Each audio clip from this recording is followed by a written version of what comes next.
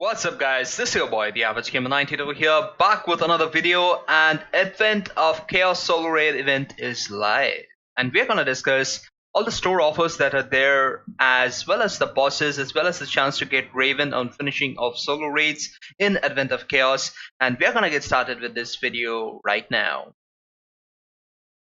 So let's play the video here that I've already pre-recorded, and let's begin at seeing few of the first things. So first of all, we have the 5 different bosses, and the first boss is Flash, and this is Silver Flash. And then we have Nightwing as the main boss, then we have Silver Cyborg as the main boss, and then we have Starfire, and finally we have Raven.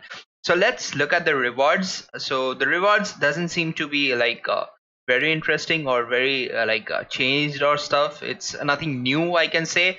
Only obviously here you're getting this darkness, the darkness fragments, I could say. So that's what you're getting for defeating the bosses, sub bosses in Advent of Chaos, at least in tier 1, and it will be across same. So let's look at what we have for Raven. Let's jump into Raven here, and here we go. Let's jump into Raven. So what do we have for Raven? We have the Chakra artifact, which is the Chaos artifact, and this is something similar to what we get on defeating the main boss Darkseid as well as Superman in Rise of Krypton and Dawn of Apocalypse solo raids. So this is the free artifact that we are gonna get. And what does this Chakra artifact have? Let's look at that as well. We have the Chakra artifact, and here we have the details about the Chakra artifact. So when health drops below 22%, enter possessed state for 11 seconds. So possessed state is something new. So this is a new game mechanic that they're introducing with the Advent of Chaos solo raid. With that being said, plus 110% attack while possessed. So I feel this definitely will increase as we are progressing and upgrading the Chakra artifact. So once we are upgrading it, this value of plus 110%, I believe it will be plus 200% attack at level 10, because I think this is something similar to what we have on the Father Box, where we have additional rush damage, the teleportation damage rather, which will be plus 200% when it's maxed out at level 10. So I believe this will be plus 200% as well. And regarding the time, it's hard to tell like at what level they're increasing, but there will be increase in that as well. So this looks something interesting. While possessed, heal for 23% of damage dealt with special attacks. So definitely this is like a defensive as well as an offensive, I'll say offensive artifact. So definitely it gives the most amount of attack as well as the most amount of health, consistent with what we get in Dawn of Apocalypse as well as Rise of Krypton. And this is attack for the entire team. So this remains kind of consistent with what we get in Rise of Krypton, where the Kryptonian artifacts grants attack as well as health for your entire team. So overall, what's my take on this artifact? Looks good, better than the Kryptonite Spear definitely, because it's giving an attack advantage as well as a defensive advantage. Although the Kryptonite Spear does that as well, but 70 hit combo is difficult, but this looks far more reliable and doing more amount of damage. This is what I can infer from this artifact as the first impressions. So let's move on and let's look at what else do we have here. So we have a normal chest. So this is interesting. So it was declared the first time you get a chance to get Raven for free. So what is that chance? 3% chance at a 3-star legendary Raven. 3% chance only. Guaranteed 6-star gold hero from a large pool with a 3% chance at a 3-star legendary Raven. So something interesting here. So it's referring to this as a normal chest. So if we are progressing higher up and if we are reaching the heroic tiers, does this percentage increase is my question. I believe instead of normal chest, it might be heroic 1 chest, heroic 2 chest, like that. If it's like that and this percentage increases, it's worth the grind that you are gonna still end up getting Raven. Probably, again, it's a probabilistic thing as well. but it gives some way to like progress. But then again, we need to see how the bosses are. If it's very hard and you cannot progress without the artifacts, without the chaos artifacts basically, then it doesn't make sense, because at the end you're still getting a 3% chance. It's not guaranteed. So this is something similar to what we had in heroic modes in the previous solo raids, because in heroic modes, heroic 1, you had a chance to actually get it because people were getting raid drops. It was not officially declared, but get it in the sense like you had a chance to get legendary drops actually. Like I've seen people get Batman Ninja Gorilla Grodd, I've seen people get Brainiac, I've seen people get Black Manta as well in completion of heroic tier ones of any level, so heroic 1, heroic 2, like that. So with that being said, I believe this will scale up as we progress in the game. So something new, making it official, but the percentage is definitely not very high, and it's to be expected. They don't want you to get it for free. So, all right. With that being said, let's look at the bosses that we have here. Let's jump into our first battles here. So we have the first boss as Captain Cold here. Toxins. All hazard effects are multiplied. Overkill, opponent's ability, or basic attacks may also damage tagged out teammates. Has increased damage from hazards. His special 1 and special 2 do also splash damage to your entire team. So what do I think of this? I think this is a very easy boss. The reason is all your hazard effects are multiplied, means it's not saying that there are permanent hazards while fighting. So I'll have to check it out. I didn't fight Captain Cold in this battle, so I can confirm it whether that's the case. But from what I can understand here, all hazard effects are multiplied, means whatever damage that Captain Cold is doing using an hazard, like a special ability 2, that has increased damage. But overall, there are no hazards on the ground. So I don't think this is a very difficult boss to fight, even in the heroic raids as well. Obviously at level 1 in normal modes, it's a pretty easy fight. So with that being said, let's look at the other bosses. So we have a Multiverse White Canary as the next boss here. So she is insulated. Opponents do not lose power when under the influence of a power drain effect. So keep this in mind. So it's a power drain effect, not a power steal effect, which means like we can use Black Adam to actually power steal, and even Raven does power steal, doesn't do power drain. So with that in mind, I think this is kind of pushing you towards buying Raven and like maxing out her special 1, which does power steal on the basic attacks. So with that being said, we also have something null field. Healing gear or passive abilities are disabled, and this is very specific.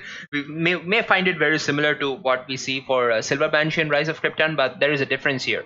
The difference is White Canary disables gear bonuses for might and tech character classes. She's also immune to power drain, so only for might and tech character, which means like you have Heartbreaker Harley Quinn, and Heartbreaker Harley Quinn gets all the attack bonuses from the gear and can do a ton of damage. So if you have Heartbreaker Harley Quinn and Multiverse White Canary is not also immune to stun, so basically if you have even Predator Batman in the heroic raids, you can easily one shot Multiverse White Canary with that team. So with that being said, KOAM is not a good idea here, even in heroic raids, because the gear bonuses are not there, but you can get that advantage of the SP3 because the health will be increasing drastically in the heroic raids higher tiers. So with that being said, let's look at what else do we have. The next boss we have is Green Arrow. So sub-boss Green Arrow is immune to critical and lethal attacks. Now we are talking.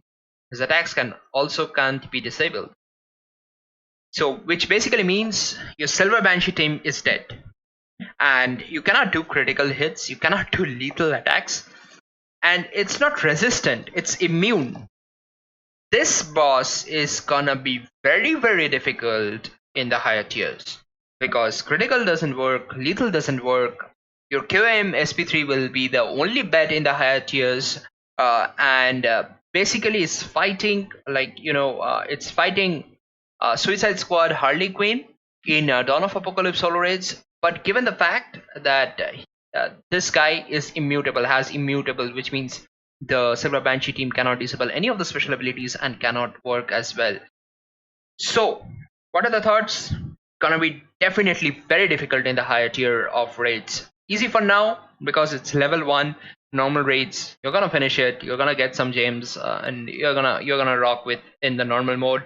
But in the higher tiers, this will be a pain. So with that being said, let's look at the next boss here. The next boss is Black Lightning. So what does Black Lightning have? Sub-boss Multiverse Black Lightning is focused on dealing increased damage over time. He also applies dots on his specials, and his damage over time have increased potency. Alright, so basically nothing. So this is probably the easiest boss in this tier as far as we could see here. You can easily beat this boss. Heartbreaker Harley Quinn again comes to my mind in higher tiers. King of Atlantis Aquaman again comes to my mind in higher tiers. And even any other team I think is going to do a lot of damage because he doesn't have Harmonious, can be stunned. And basically this is an easy boss in my opinion. This damage over time, probably you shouldn't bother about it at all. So with that being said, I have the gameplay here. I've already uploaded the gameplay, so you can check out the gameplay. And with that being said, let's go for the store review. So let's jump into the store review here.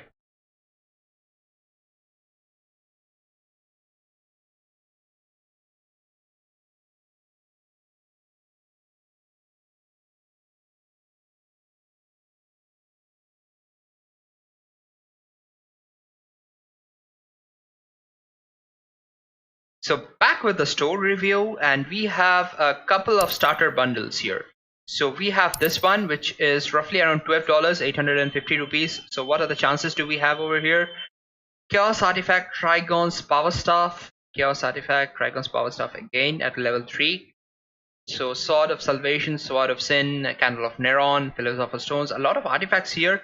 But let's review the artifacts as well, and I'll probably make a separate video for ranking the artifacts based on the details that are currently available. So let's jump into the other artifact bundle, and we can actually check in the details of what those artifacts actually have, what are the details and overview of those artifacts.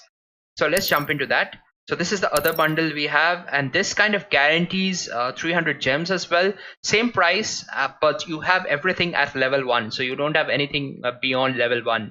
So which one is a better bet? I feel it's better to go for the other one, because although you're not getting the gems, there is some chances of getting the artifact at a higher level. So even though the chance is bleak, but it's not zero.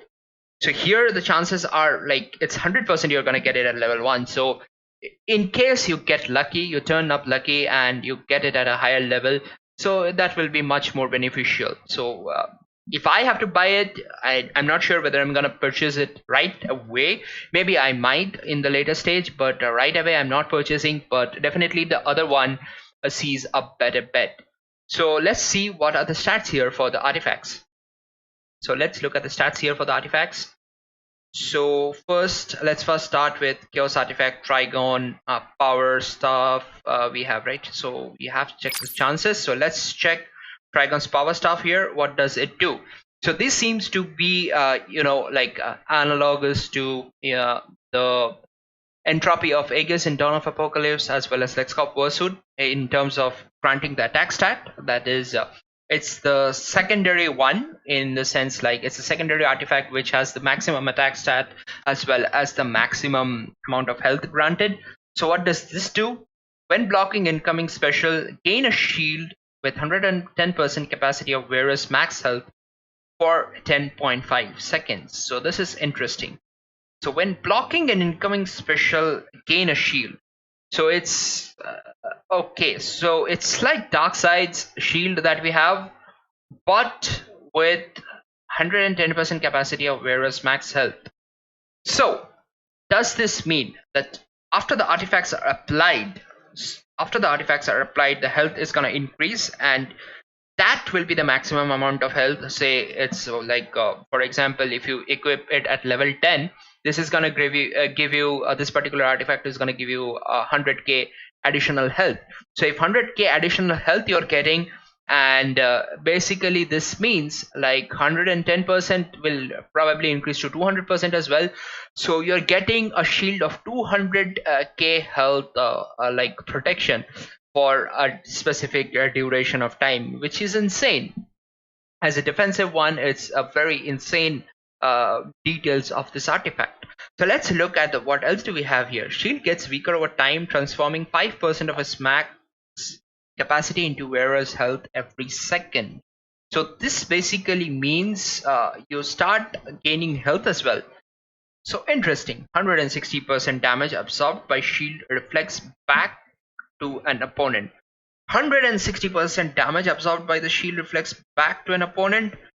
Insane. So this means this is interesting. So this again percentage will increase as you level up the artifact, and that means like while the shield is there, it will start reflecting this amount of damage, whatever damage is coming in, and you can see this percentage is gonna increase. So let's consider it will probably be 250% at level 10, 10% increase at each of this level. So if it's 250% and then you see like your opponent is doing 10,000 damage to you, you're gonna end up doing 25,000 damage back to your opponent. So that is definitely good. And in the higher tiers, it is gonna be very interesting to see how much damage it's doing, because the higher tier bosses is gonna do a lot of damage as well. So with that being said, let's move on to the next artifact. This looks a good artifact. I'm gonna make a separate artifact tier list as well, like I mentioned. So let's jump into the other artifacts here. So we have Chaos Artifacts, Sword of Sin next. So we have Sword of Sin, and what does this do? 9 seconds of burn on successful special. Train opponent for 0.5 power bars every second after successful special for 4.4 seconds. Interesting. So this value is again gonna increase. So burn ultimately halves the defense. So if it halves the defense, you're gonna do a lot of damage against the bosses. So this is useful, and this 9 seconds will increase with time. And you have Martian Manhunter who can increase the duration of buffs. So if you have Martian Manhunter in your team, and again I'm talking strictly on a legendary perspective, but if you have Martian Manhunter on your team, it's going to increase the buff of this burn. So ideally you will be able to reduce the defense of your opponent for a long amount of time. With that being said, you can also possibly think that if a special is successively delivered and it's successful, which means the opponent is not blocking or doesn't have any effect of like illusion like Raven has, which means the special won't work at all. So if those are not there, probably this burn was gonna stack up as well in the duration. So which means you can possibly like maintain the opponent with like less than 50% defense throughout the entire match. So this is something similar to what we do with the Multiverse Armor Supergirl team, and having it on an artifact is definitely useful. So this is an artifact that I'm liking based on what it is trying to do. Train opponent for even 0.5 power bars every second after successful special for 4.4 seconds, which means 2.2 power bars is gonna get drained for like 4.4 seconds. It's okay. I mean, this percentage is gonna increase as well. So you can imagine once you do a successful special with this artifact, and this artifact is kind of maxed out, what you're gonna see is the opponent is unable to do any special. The reason is he is unable to generate power, and that's the thing. So with that being said, it grants 800 attack, and that is a decent amount of attack as well. So let's move on to the next aspects here. The next one we have is the Chaos Artifact, Candle of NERON. Random special is disabled upon tagging. The rest specials have plus 105%. This is interesting. Cannot be triggered if all the specials are disabled and you also have additional power generation. So this is again gonna increase. Now this raises a doubt. This is looking like a self-conflicting artifact. The reason is random special is disabled upon tagging. Good. So which means if you're facing a boss, the boss doesn't tag in. So will it be effective at all is a question. Now if it is, say for example, now again you can consider random special is disabled upon tag in from which end. That is it from your end that once you tag in you disable a random special of the opponent? Probably it is like that. So if it is like that, Then you tag in and you randomly disable your boss's special. Say for example, you disable the special ability 1. And now the boss have increased damage on the other specials. So this is gonna cause chaos. The reason is because if the special ability 3 is not disabled and if this is leveled up, so the opponent is gonna increase the special ability damage by huge amount and it's probably gonna knock you out with one special ability. So this is kind of like a inflicting one. It's basically chaos. So I'm kind of skeptical of this artifact. It's not the artifact that I'm gonna look for upgrading or gonna get it as well. So with that being said, let's move on to the next artifact.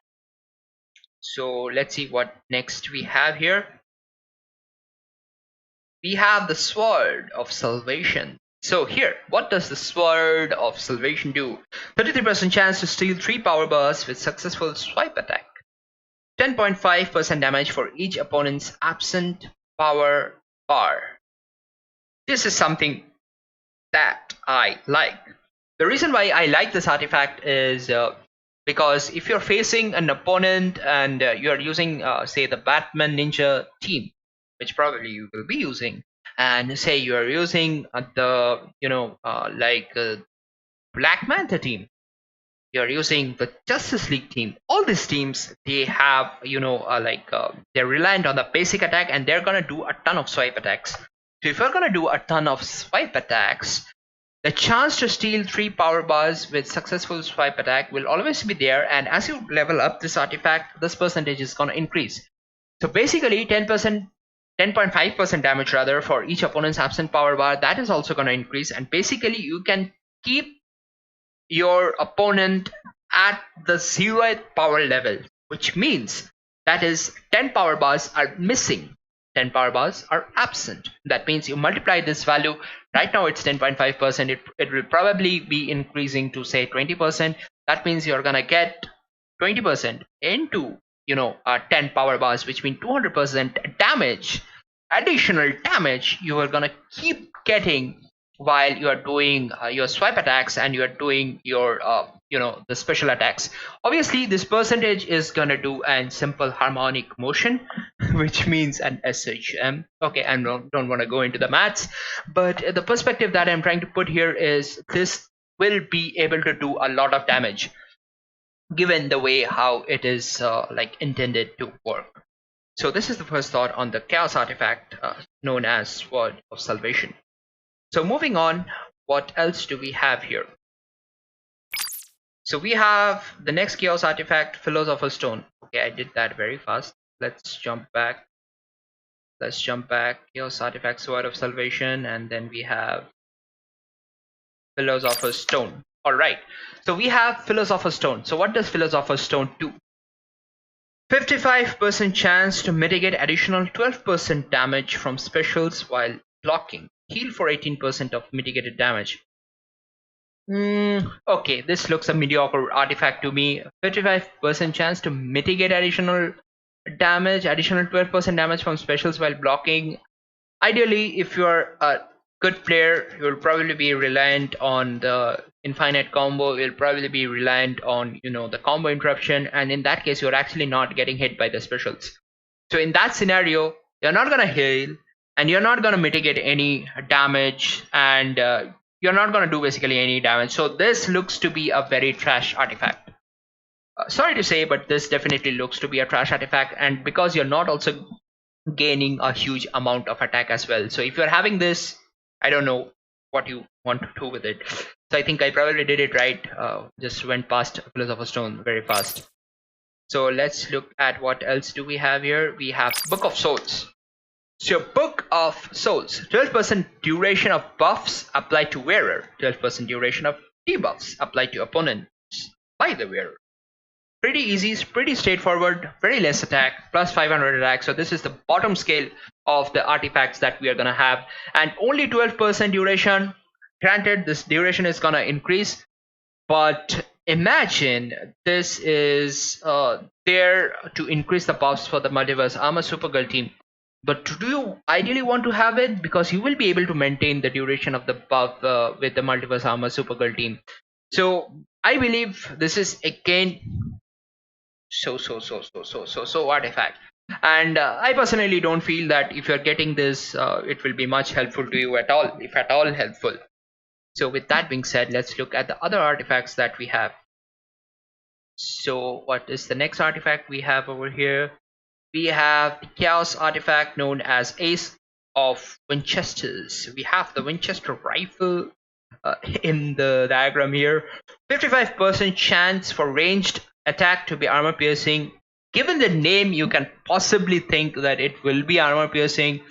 55% chance is gonna be 100% chance at level level 10.